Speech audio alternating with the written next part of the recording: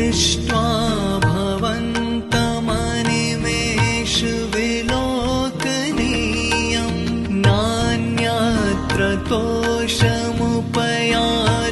जनस्य चक्षुः पीत्वा पया शशिकराद्युतिदुग्धसिन्धोः क्षारं जलं जलनिधे रसितुं कहेच्छेत्। हे भगवन, आपका रूप इतना सुंदर है कि उसे देखते हुए आंखें पलक झपकाना ही नहीं चाहती।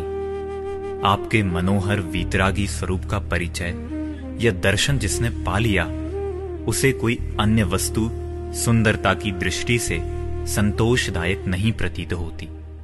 ठीक ही है, जिसने क्षीर सागर के स्वच्छ जल का पान किया हो, उस विवेकी को लवण समुद्र का खारा जल पीने की इच्छा होगी तो कैसे होगी, अर्थात कभी नहीं होगी।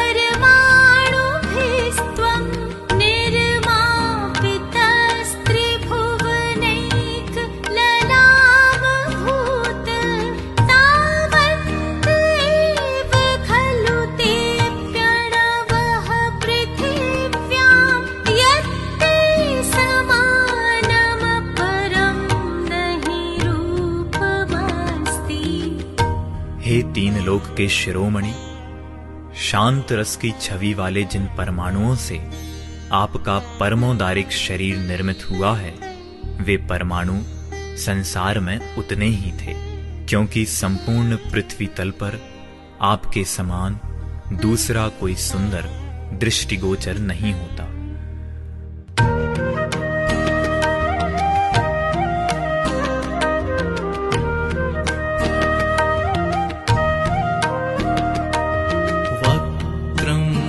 ते सुरनरोरगनेत्रहारी निःशेष निर्जित जगत्त्रितयोपमानं बिम्बं कलङ्कमलिनं क्वनिशाकरस्य यद्वासरे भवति पाण्डुपलाशकल्पम्। हे भगवन, आपके मुखमंडल को चंद्रमा की उपमा देना क्या समुचित है? नहीं, कहां आपका मुखमंडल जो देव, मनुष्य और नागकुमार जाति के देवों को मोहित कर लेता है और त्रिलोक की संपूर्ण उपमाओं को पराजित करने वाला सदा प्रकाशमान रहता है, और कहां वह कलंक युक्त चंद्रमा जो दिन में टेशु के पत्र समान कांतिहीन हो जाता है।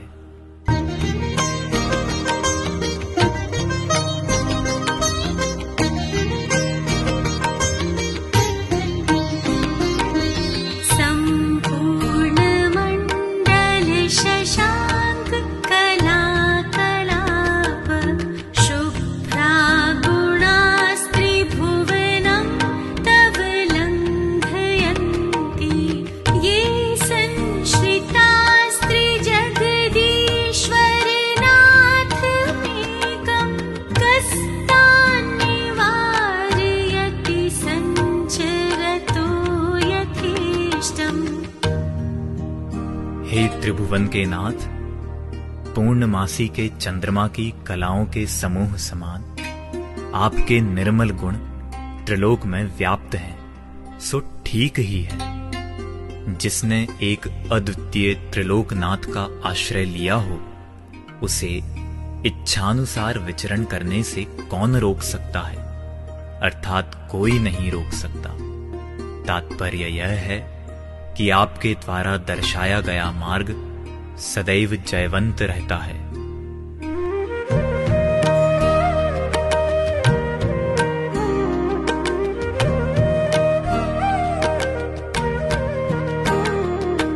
चित्रं किमत्र यदि ते त्रिदशाङ्गनाभिर्नीतैः